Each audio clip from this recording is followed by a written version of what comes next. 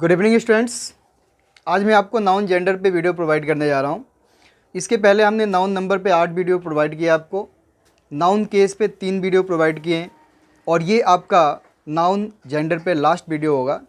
क्योंकि जेंडर से बहुत सारे क्वेश्चन एग्जाम में नहीं पूछे जाते हैं, कुछ रेयर क्वेश्चन ही पूछे जाते हैं। लेकिन उस क्वेश्चन को जो भी कंसेप्ट है, जिस कंसेप्ट पे क्वेश्चन पूछे जाते हैं वो सारा मैं बताऊँगा। लेकिन उसके पहले मैं आपको ये समझा दूँ कि जेंडर क्या होता है और जेंडर कितने तरह के होते हैं और जेंडर में आपको क्या पढ़ना है। तो देखिए, जेंडर जो होता है, जेंडर का मतलब ही होता है आइदर मेल और फीमेल। और आपका जो जेंडर होता है in English grammar, gender is of 4 kinds. तो in English grammar gender is of 4 kinds. आपके जेंडर 4 तरह के होते हैं। देखिए, पहला आपका masculine gender. Masculine gender it denotes male sex, यानी मेल को इंडिकेट करता है। जैसे मान लीजिए रेहान,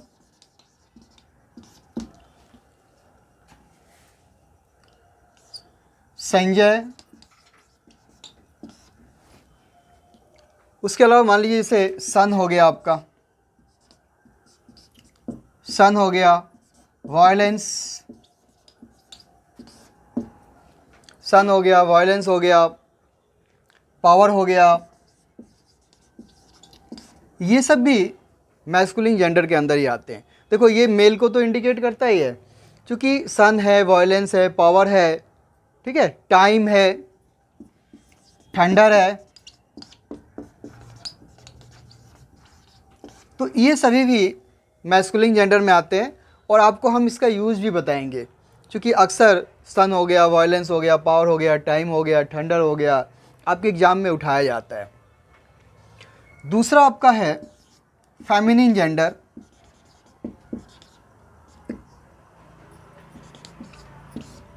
फेमिनिन जेंडर में फीमेल को इंडिकेट करता है, इट डिनोट्स फीमेल। जैसे सोनिया, अर्थ हो गया,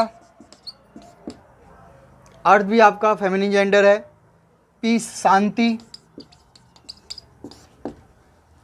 अर्थ हो गया, पीस हो गया, ये भी आपका फेमिनिन जेंडर है।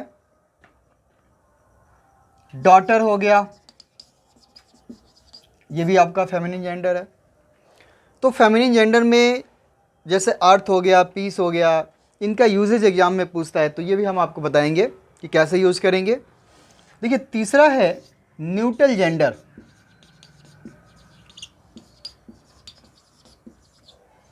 देखिए, न्यूट्रल में क्या होता है,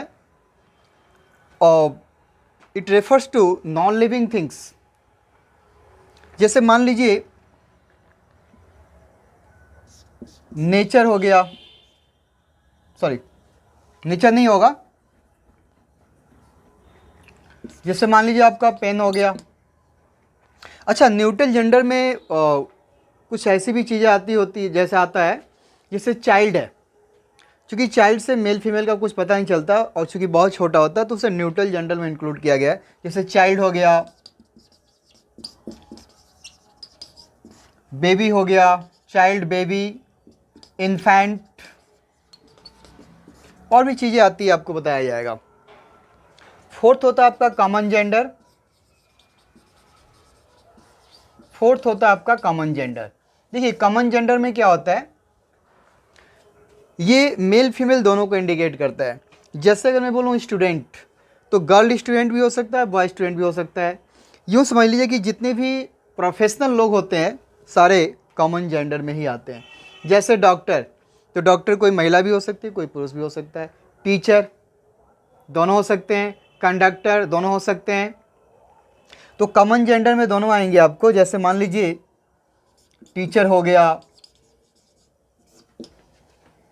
डॉक्टर हो गया, आर्टिस्ट हो गया। तो देखिए, क्वेश्चन ये है कि आपके एग्जाम में ये नहीं पूछा जाएगा कि जेंडर कितने तरह के होते हैं। ये तो हमने इसलिए आपको बता दिया कि जब आप पढ़ रहे हैं तो आपको आइडिया होना चाहिए। अब मेन क्वेश्चन यहां से ये बनता है,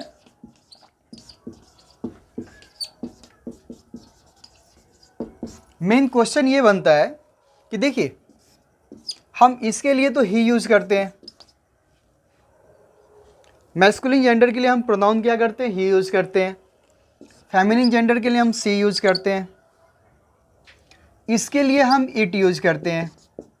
तो क्वेश्चन ये है कि अगर कोई कॉमन जेंडर आ जाएगा तो उसके लिए आप प्रोनाउन कौन सा यूज करेंगे।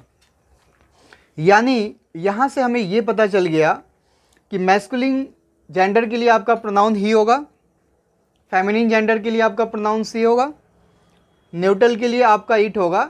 अब क्वेश्चन ये कि if there is a common gender, तो कॉमन जेंडर के लिए आप कौन सी प्रोनाउन यूज करेंगे। यानी हमारा टॉपिक हो जाएगा कि appropriate pronoun for common gender, क्योंकि यहीं से आपके एग्जाम में क्वेश्चन आते हैं। उसके बाद फिर मैं बताऊंगा कि कुछ ऐसे वर्ड्स जैसे वायलेंस, सन, पावर जो बताया, कुछ मैस्कुलिन जेंडर के एग्जाम्पल जो अक्सर मैस्कुलिन जेंडर में इंक्लूड किया गया है, उसके लिए आप प्रोनाउन क्या यूज़ करेंगे। फिर इसके अंदर कुछ वर्ड बताएंगे जैसे अर्थ है, पीस है, इसके लिए आप प्रोनाउन क्या यूज़ करेंगे। तो फिलहाल हमारा टॉपिक हो जाएगा कि appropriate pronoun for common gender, यानी कॉमन जेंडर के लिए एग्जैक्ट प्रोनाउन क्या होगा। यानी हमारा सब्जेक्ट हो जाएगा कि appropriate pronoun for common gender, यानी कॉमन जेंडर के लिए आप एप्रोप्रिएट प्रोनाउन क्या यूज करेंगे। Pronoun for common gender. देखिए कॉमन जेंडर का मतलब ये समझ लीजिए, पहले मैंने अभी आपको बताया कि कभी भी अगर कॉमन जेंडर दिया हुआ है ना, तो ये मेल प्लस फीमेल दोनों हो सकते हैं। कॉमन जेंडर का मतलब होता है कि मेल और फीमेल दोनों हो सकते हैं। और कॉमन जेंडर के अंदर प्रोफेशनल लोग आते हैं, सारे प्रोफेशनल आते हैं, जितने भी प्रोफेशनल पीपल हैं वो सारे आते हैं। अब देखिए आपको कुछ नहीं करना है, क्वेश्चन अक्सर यहाँ से एक क्वेश्चन तो देता ही है कि जब भी अगर आपको ऐसा लगे कि कॉमन जेंडर दिया हुआ है ना, तो कॉमन जेंडर मतलब दोनों हो सकते हैं, आइदर मेल या फीमेल। जैसे अगर मैं स्टूडेंट की बात करूं तो स्टूडेंट क्या हो सकता है, गर्ल स्टूडेंट भी हो सकता है और बॉय स्टूडेंट भी हो सकता है। अगर मैं स्टूडेंट बोलूं तो इट्स ए कॉमन जेंडर। तो यहाँ देखिए गर्ल स्टूडेंट भी हो सकता है, बॉय स्टूडेंट भी हो सकता है। लेकिन जब भी अगर देखिए अगर गर्ल स्टूडेंट दिया है तो हमें ही पता है कि प्रोनाउन कौन सा होगा, अगर बॉय स्टूडेंट दिया है तो हमें ही पता है कि प्रोनाउन कौन सा होगा। लेकिन क्वेश्चन ये है कि if there is a common gender, अगर स्टूडेंट आ जाए उस कंडीशन में आप कौन सी प्रोनाउन यूज करेंगे। तो हमेशा इस बात को याद रखिएगा कि जब भी कोई कॉमन जेंडर होगा ना, तो उसके लिए जो एप्रोप्रिएट प्रोनाउन यूज करते हैं वो मैस्कुलिन जेंडर का प्रोनाउन यूज करते हैं, यानी फेमिनिन जेंडर का प्रोनाउन नहीं यूज करेंगे। तो वो मैं आपको अब लिख देता हूं कि we use he, him, oblique his. देखिए ही यूज करेंगे, इसका ऑब्जेक्टिव में हिम यूज करेंगे और पॉजिटिव में हिज यूज करेंगे फॉर कॉमन जेंडर। यानी कह रहा है कि अगर कोई कॉमन जेंडर आ जाए तो उसके लिए हम जनरली जो प्रोनाउन यूज करेंगे वो क्या हो जाएगा, ही, हिम और हिज हो जाएगा। यानी आपको सी, हर नहीं यूज करना है। जिसे मान लीजिए कि अगर कोई स्टूडेंट मुझसे मिलने के लिए आया तो डोर कीपर ने बोला कि सर कोई स्टूडेंट आया हुआ है, तो मैं क्या बोलूँगा, tell him to wait outside if any student comes. देखो tell him to wait outside, हमने हिम यूज़ किया, हर नहीं यूज़ किया। तो हमेशा देखिए स्टूडेंट आपका कॉमन जेंडर है, तो हमेशा इस चीज़ को याद रखिएगा कि जब भी कोई कॉमन जेंडर होगा तो उसके लिए जो हम प्रेफरेंस देंगे वो मैस्कुलिन जेंडर के प्रोनाउन को देंगे, फेमिनिन जेंडर के प्रोनाउन को नहीं देंगे। यानी इसको नहीं देंगे, हम इसको प्रेफरेंस देंगे। जैसे एक एग्जांपल मैं दे रहा हूं, टेल हिम या her to wait outside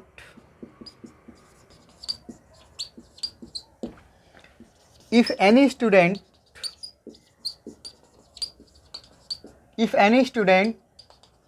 comes, देखिए ध्यान से, कहता है कि अगर कोई स्टूडेंट आता है, this is common gender, student word use किया है, दोनों हो सकते हैं, गर्ल या बॉय स्टूडेंट, कोई भी हो सकता है, तो कॉमन जेंडर आ गया। तो हमने यही बोला कि जब भी कोई कॉमन जेंडर होगा तो अपनी जो प्रोनाउन होगी वो क्या होगी, मैस्कुलिन जेंडर का यूज करेंगे, फेमिनिन जेंडर का यूज नहीं करेंगे। और एक क्वेश्चन यहाँ से कंफर्म आपके एग्जाम में देता है। अब देखिए यहाँ तो आपके पास ऑप्शन था तो आपने इसको कर दिया, इसको हटा दिया, बट इसी क्वेश्चन को जब पेपर में देता है ना तो डायरेक्ट लिखता है हिम को हटा के हर कर देता है, तो आपको हर को हिम से रिप्लेस कर देना पड़ेगा। जैसे मैं बोलूं कि एक क्वेश्चन है, आई सॉ आई स्टूडेंट, यानी मैंने एक स्टूडेंट को देखा, देखो दोनों हो सकता है। अब लिखा हुआ है कि she was reading her book, तो देखिए ये प्रोनाउन किसके लिए आया हुआ है, ये जो प्रोनाउन यूज किया गया इस नाउन के लिए यूज किया गया है। और ध्यान से देखिए ये जो नाउन है वो कॉमन जेंडर है, तो जब कॉमन जेंडर है तो प्रेफरेंस तो मैस्कुलिन जेंडर के प्रोनाउन को देंगे ना। तो वैसे देखो सेंटेंस अगर आपको नहीं पता है तो गलत नहीं लग रहा है, लेकिन ग्रामेटिकली गलत है, क्योंकि जो प्रोनाउन आता है वो नाउन के लिए आता है। हम प्रोनाउन चैप्टर के अंदर आपको डिस्कस करेंगे, प्रोनाउन जो वर्ड होता है वो नाउन के लिए आता है। तो देखिए यहाँ पे नाउन क्या है, ये नाउन तो है नहीं, ये नहीं है, ये नहीं है, तो नाउन यही है। अब ये नाउन जो है वो कॉमन जेंडर है स्टूडेंट, अब इसके लिए जो हम प्रेफरेंस देंगे वो मैस्कुलिन जेंडर का प्रोनाउन होगा, तो यानी पर ये आपका गलत है, ये आपका ही हो जाएगा। और देखिए जब ही होगा, ये तो एक्चुअली सी के अकॉर्डिंग हर यूज किया है, तो ही के अकॉर्डिंग क्या होगा, यहाँ पर हिज हो जाएगा। यानी जब भी कोई कॉमन जेंडर होगा तो उसके लिए जो हम प्रोनाउन यूज करेंगे ही, हिम और हिज करेंगे। और यहाँ से एक क्वेश्चन तो मान के चलिए आपके जेंडर में पूछता ही पूछता है। जैसे एक क्वेश्चन और बता देता हूँ, he saw a professor,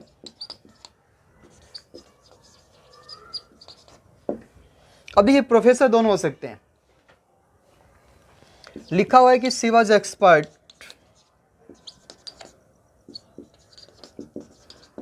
in maths. अब देखिए आपका जो प्रोफेसर है वो दोनों हो सकता है।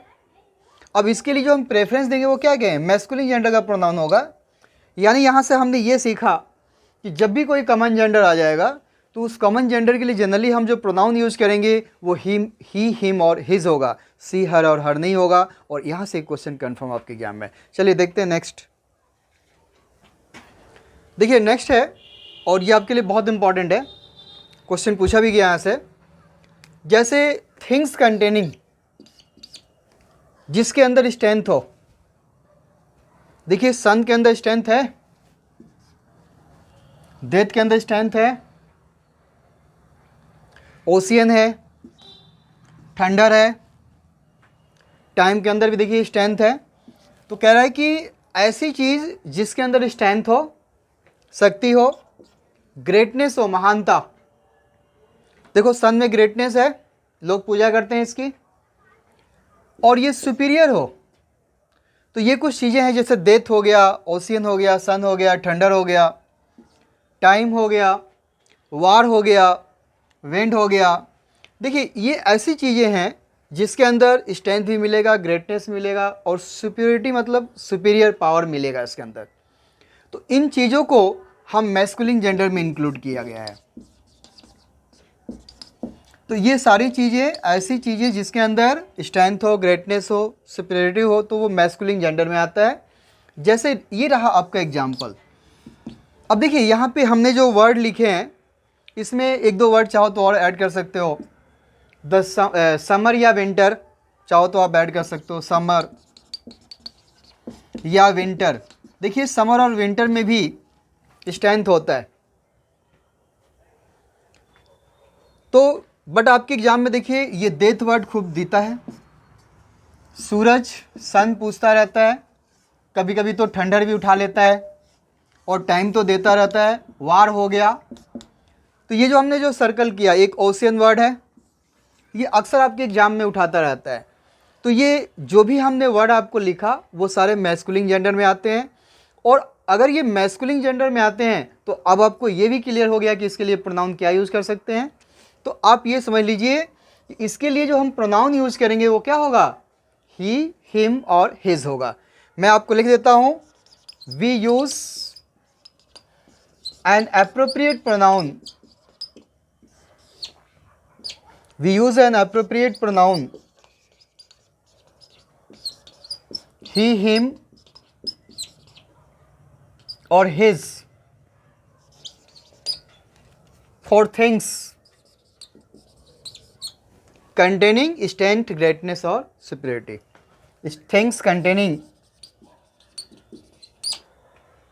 strength, greatness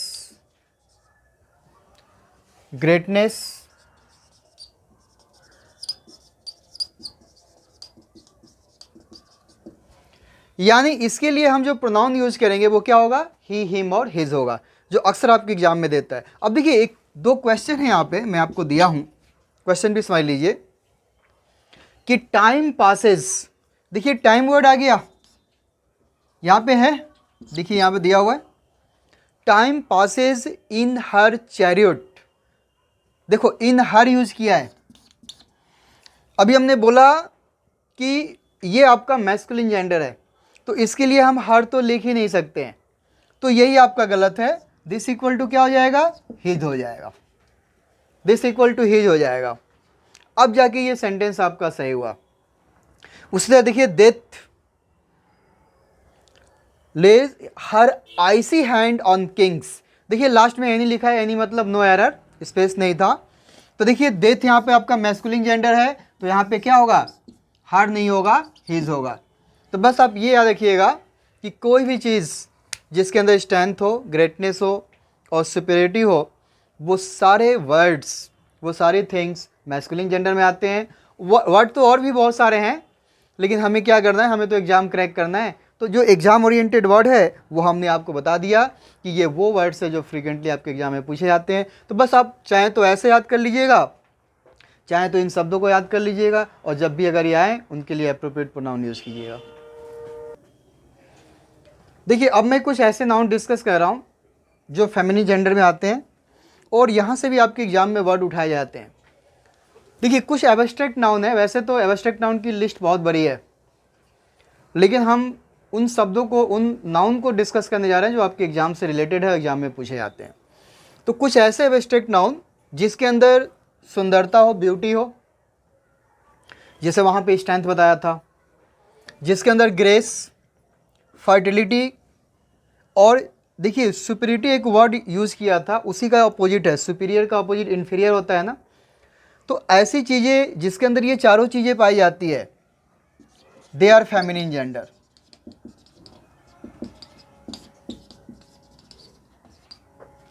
उनको हम फेमिनिन जेंडर समझते हैं, ठीक है। अब देखिए इसमें क्या क्या वर्ड है, जैसे रिवर है, तो रिवर एक फेमिनिन जेंडर का एग्जाम्पल है। फेम अक्सर हमारे एग्जाम में पूछता रहता है, फेमिनिन जेंडर है। अर्थ आपके एग्जाम में पूछता रहता है, feminine gender. Jealousy feminine gender है। जस्टिस कई बार एग्जाम में उठाया हुआ है, फेमिनिन जेंडर है। आपका मर्सी एग्जाम में उठाया हुआ है। मून, नेचर, ट्रूथ, स्प्रिंग, और एक वर्ड है आपका पीस। देखिए उसमें समर और विंटर था तो मैस्कुलिन जेंडर था। स्प्रिंग जो है सुंदर होता है, स्प्रिंग सीजन जो होता है देखने में बहुत ही सुंदर होता है। तो आप यूँ समझिए कि things containing beauty is considered feminine gender, यानी जिस चीज़ के अंदर सुंदरता होती है वो हमेशा फेमिनिन जेंडर होता है। तो ये कुछ हमने एग्जाम्पल दिया है तो वर्ड और भी बहुत सारे, लेकिन ये वो वर्ड हैं जो फ्रिक्वेंटली आपके एग्जाम में पूछे जाते हैं। यानी ऐसे फेमिनिन जो जेंडर होगा उसके लिए जो एग्जैक्ट हम प्रोनाउन यूज़ करेंगे वो सी और हर यूज़ करेंगे। यानी इसके लिए हम एप्रोप्रिएट प्रोनाउन क्या यूज़ करेंगे, we use an appropriate pronoun, appropriate pronoun see oblique her, यानी इसके लिए जो हम एप्रोप्रिएट प्रोनाउन यूज करेंगे या तो सी करेंगे या तो हर करेंगे। देखिए आपके लिए 3 क्वेश्चन भी है। यहां लिखा हुआ है कि अर्थ ट्रीट्स अस, यानी अर्थ हम लोगों से व्यवहार करती है एज हिज चिल्ड्रेन, अपने बच्चों की तरफ, नॉट स्ट्रेंजर्स, अजनबी की तरह नहीं, अर्थ हम लोगों को अपने बच्चे की तरह ट्रीट करती है। तो देखो अर्थ जो है आपका फेमिनिन जेंडर है, और यहाँ पे क्या यूज़ किया इसने, हिज यूज़ किया है, तो यहाँ पर क्या हो जाएगा, यहाँ पर हर हो जाएगा। देखिए अभी हमने बताया था कि सन आपका मैस्कुलिन जेंडर है, लेकिन अर्थ आपका फेमिनिन जेंडर है। ठीक है, देखिए अगला है कि द मून, चांद, sets his light on the bank of the river, यानी चांद जो है अपनी प्रकाश को नदी के किनारों पर सेट करता है। अब देखिए यहाँ पे ये आपका फेमिनिन जेंडर है, ये आपका फेमिनिन जेंडर है, तो अब इसके लिए हिज नहीं यूज करेंगे, ये जो होगा आपका क्या हो जाएगा, हर हो जाएगा। ये जो होगा इसके लिए हम हर यूज करेंगे।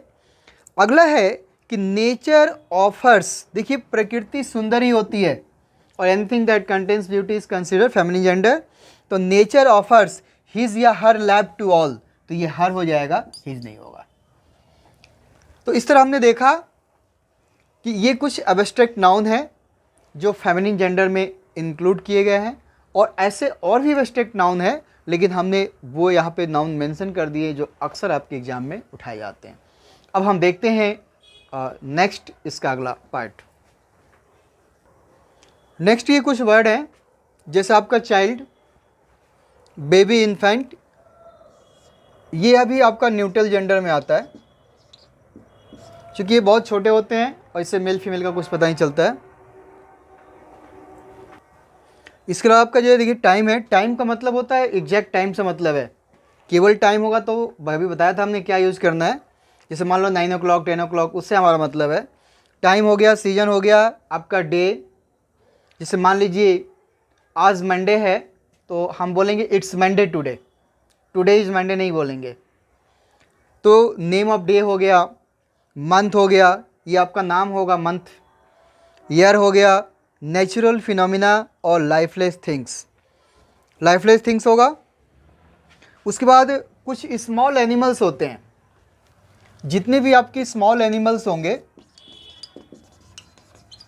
उसके लिए भी हम इट ही यूज़ करते हैं, और कुछ बड़े एनिमल्स होते हैं उनको हम अकॉर्डिंगली यूज़ करते हैं। तो small animals, child, baby, infant, time, season, day, month, year, natural phenomena और लाइफलेस थिंग्स, इन सब के लिए जो हम एप्रोप्रिएट प्रोनाउन यूज़ करेंगे वो इट होगा। इन सब के लिए हम जो प्रोनाउन यूज़ करेंगे क्या करेंगे, वी यूज़ इट, इसके लिए हम इट यूज़ करेंगे। जैसे कि मैं बोलूँ, आपको एक एग्जांपल दे रहा हूँ कि दिस इन्फेंट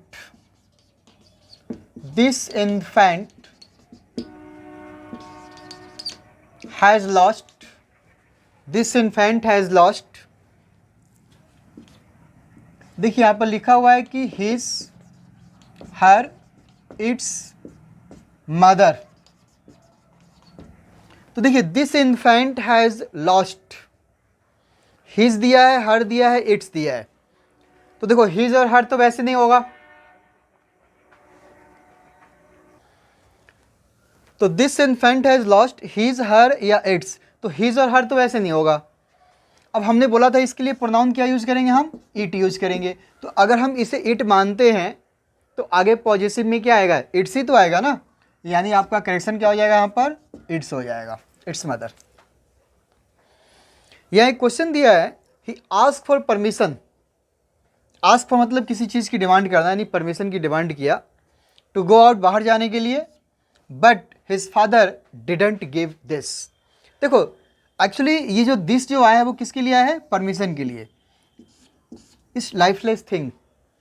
अब यहाँ पे दिस नहीं होगा, क्या होगा, इट, यानी उसने बाहर जाने के लिए परमिशन मांगा, लेकिन उसके फादर ने इस चीज़ को नहीं दिया, मतलब परमिशन नहीं दिया, तो परमिशन इक्वल टू यहाँ पर क्या हो जाएगा, इट हो जाएगा, दिस नहीं होगा। देखिए, this has been raining since last Monday, it's a natural phenomena. तो जब कोई नेचुरल फिनोमिना होगा तो हम इट यूज़ करेंगे, दिस नहीं यूज़ करेंगे। बाकी जब प्रोनाउन पढ़ाएंगे तो हम बताएंगे कि दिस, दैट, इट और एग्जैक्ट यूज़ कैसे करेंगे। फिलहाल आप इट का यूज़ सीख लीजिए। द कैट हैज़ लॉस्ट, देखिए कैट स्मॉल एनिमल के अंदर आ गया, ये आपका स्मॉल एनिमल हो गया।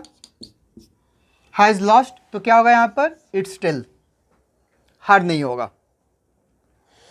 अब देखिए, ये एक सेंटेंस दिया हुआ है, पूरा ही कंप्लीट सेंटेंस है, और इस सेंटेंस को बिल्कुल आपको सही करना है। तो देखिए यहाँ पे लिखा है कि आई सॉ ए चाइल्ड, हमने एक चाइल्ड को देखा। You know child, it's a neutral gender. अब देखो, he was playing with his doll, मैंने चाइल्ड को देखा और बच्चा अपने डॉल के साथ खेल रहा था। अब तो ध्यान से देखिए, ये जो चाइल्ड वर्ड है इट्स ए न्यूट्रल जेंडर। अब इसके लिए जो प्रोनाउन यूज करेंगे वो ही नहीं होगा, तो ये आपका रफ यूज किया गया है। यहाँ पे इट हो जाएगा, और जब इट हो जाएगा तो यहाँ पर क्या हो जाएगा, आपका इट्स हो जाएगा। यानी I saw a child, it was playing with its doll. तो हमने ये देखा कि child, baby, infant, time, season, day, month, year, natural phenomena और लाइफलेस थिंग होगा, उसके लिए हम इट यूज करेंगे। इसे मान लीजिए मैं कहता हूँ कि आज मंडे है, तो दिस इज मंडे नहीं होगा, क्या बोलेंगे, इट इज़ मंडे टुडे। अभी मैं बोलूँ कि this is 9 o'clock by my watch, तो ये देखिए हमने बोला, आपको समझ में आ गया, लेकिन ग्रामेटिकली गलत है। ये बोलेंगे it's 9 o'clock by my watch. तो जब भी आएगा तो बेसिकली मान के चलिए कि ये 3 वर्ड तो खूब उठाता है आपके एग्जाम में, चाइल्ड, बेबी और इन्फेंट तो देता ही देता है, बाकी आप देख लीजिएगा। वैसे हमने टोटली लिखा दिया, इन शब्दों के लिए आप इट यूज़ करेंगे। अब हम ये देखेंगे कि जैसे कुछ वर्ड होते हैं जिसके अंत में BOD होता है, समबॉडी, नोबॉडी, एनीबॉडी, एवरीबॉडी, या वन होता है, समवन, नो वन, एनीवन। अगर ऐसे कोई इंडेफिनिट प्रोनाउन आ जाए तो आप उसके लिए एप्रोप्रिएट प्रोनाउन क्या यूज़ करेंगे। देखिए अगला मैं कुछ वर्ड बता रहा हूँ जिसके लिए आप एग्जैक्ट प्रोनाउन क्या यूज़ करेंगे वो देख लीजिए। देखिए कुछ वर्ड होते हैं जिसके अंत में वन होता है, जैसे समवन, नो वन, एनीवन और एवरीवन, ये 4 वर्ड है, समवन, नो वन, एनीवन और एवरीवन। खूब यहाँ से क्वेश्चन एग्जाम में आते हैं। और कुछ होते हैं जिसके अंत में BOD, बॉडी होता है। अब देखो समवन है, समबॉडी हो जाएगा, नो वन है, इसका नो बॉडी हो जाएगा, एनीवन है, इसका एनी बॉडी हो जाएगा, एवरीवन है, इसका एवरी बॉडी हो जाएगा।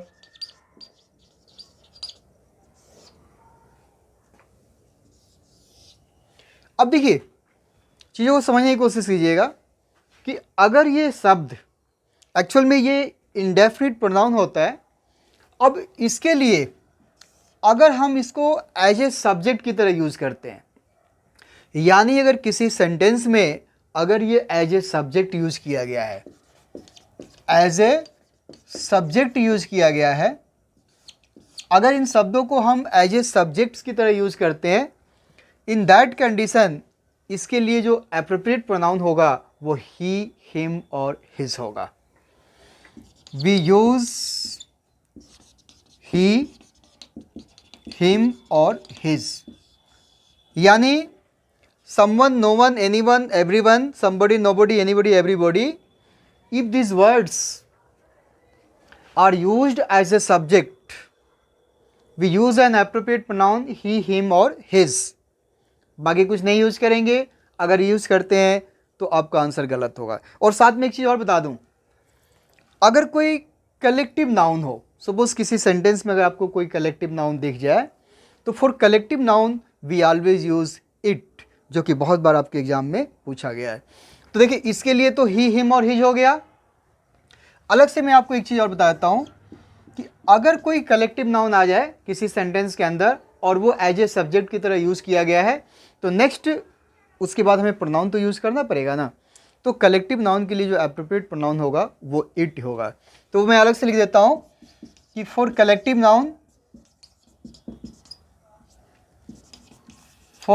Noun we use an appropriate pronoun it. We use an appropriate pronoun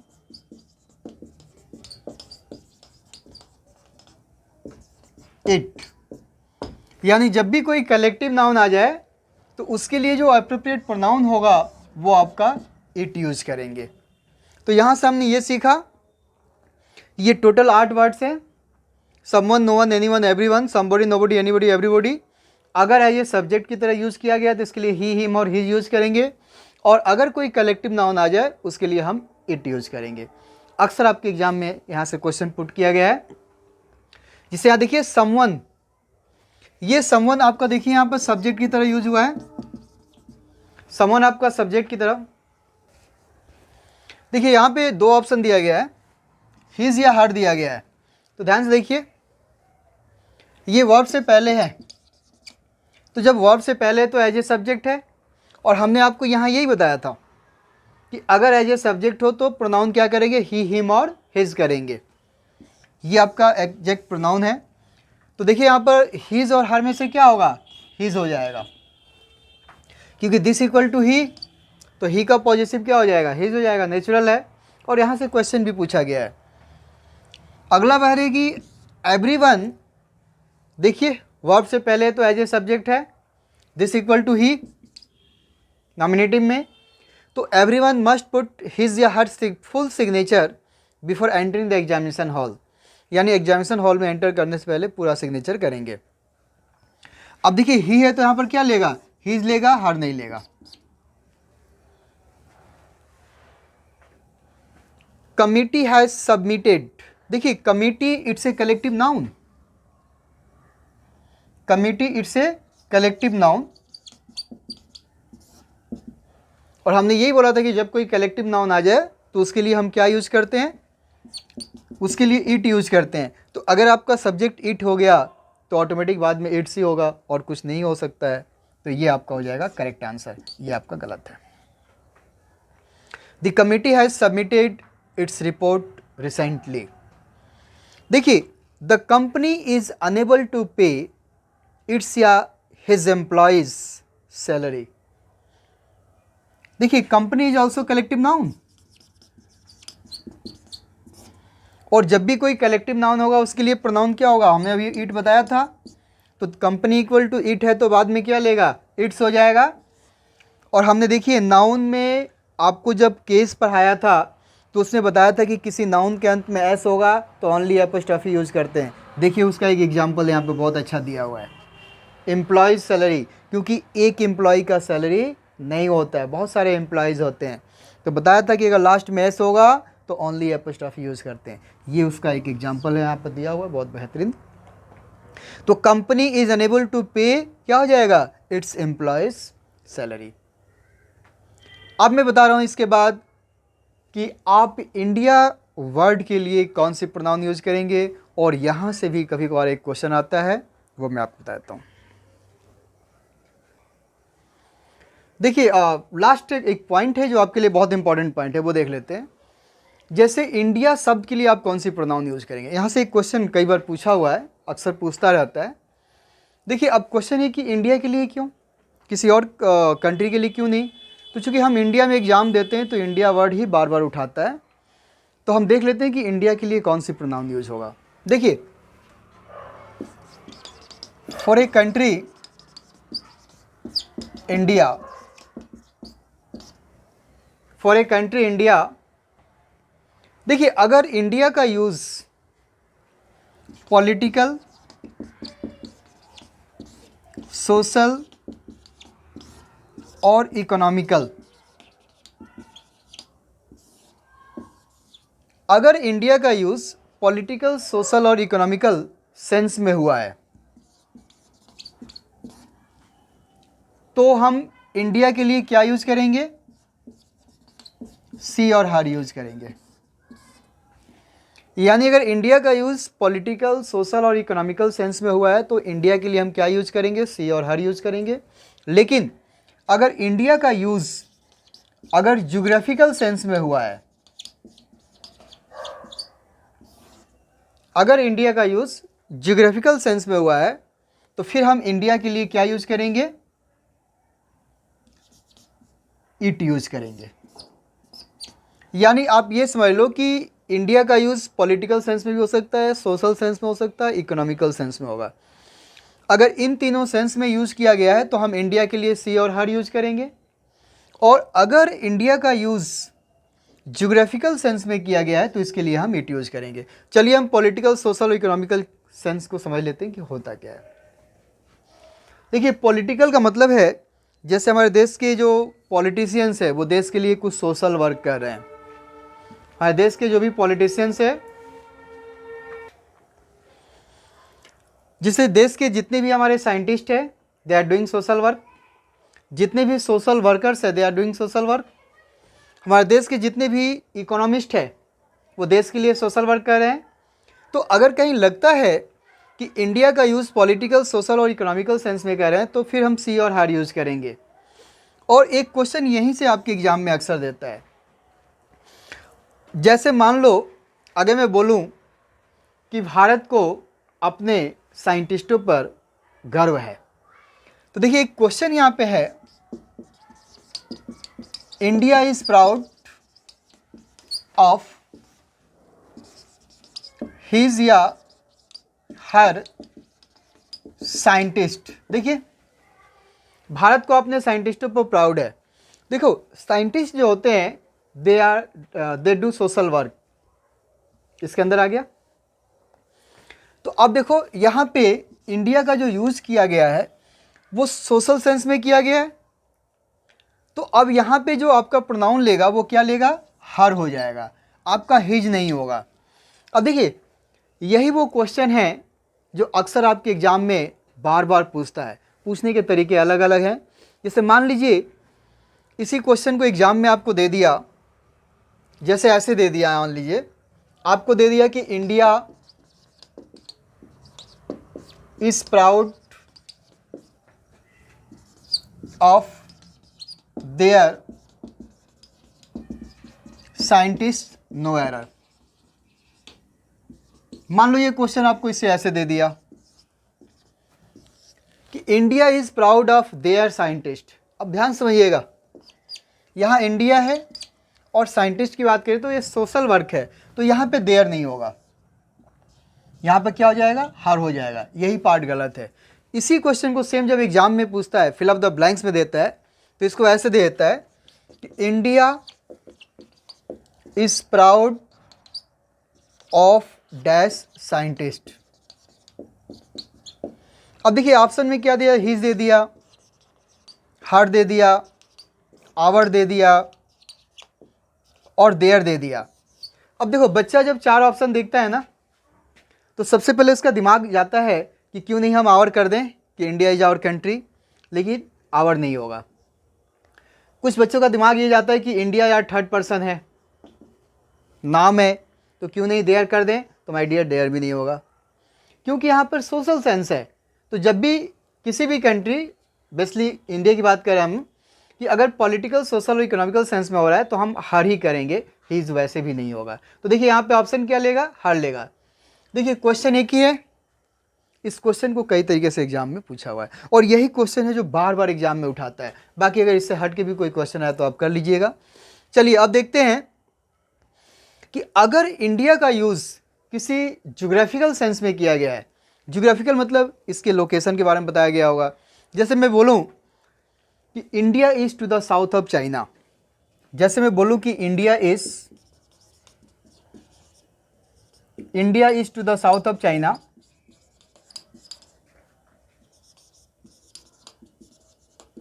अब ध्यान से देखिए, India is to the south of China, तो इट्स ए ज्योग्राफिकल लोकेशन। ये आपका जो बताया जा रहा है वो क्या बता रहा है, यहां पे ज्योग्राफिकल सेंस है। तो अब हम इंडिया के लिए ऑफ कोर्स जो दूसरी सेंटेंस लिखेंगे उसमें प्रोनाउन तो यूज करेंगे ना, तो अब यहाँ इंडिया के लिए जो प्रोनाउन होगा वो क्या हो जाएगा, इट हो जाएगा। अब हम ये लिखेंगे कि it is the second largest country, it is the second largest country in the world demographically. देखिए डेमोग्राफी स्टडी ऑफ पॉपुलेशन होता है, यानी पॉपुलेशन की दृष्टि से वर्ल्ड में ये दूसरा लार्जेस्ट कंट्री है। तो देखिए अब हमने इंडिया के लिए जो प्रोनाउन यूज़ किया वो क्या है, इट यूज़ किया। तो यहाँ से हमने ये देखा, देखिए वैसे तो आप किसी भी कंट्री के लिए यूज़ कर सकते हैं, लेकिन इंडिया इसलिए बताया कि पेपर में आपको इंडिया वर्ड ही मेंशन करता है। तो बस आप दिमाग में सेट कर लीजिएगा कि अगर इंडिया का यूज़ पॉलिटिकल, सोशल और इकोनॉमिकल सेंस में होता है तो सी और हर यूज़ करेंगे। अगर इंडिया का यूज़ ज्योग्राफिकल सेंस में किया गया है तो आप इसके लिए इट यूज़ करेंगे। इस तरह हमने नाउन पे कंप्लीट वीडियो आपको प्रोवाइड किया। Share, like and subscribe paragon English concept. Thank you.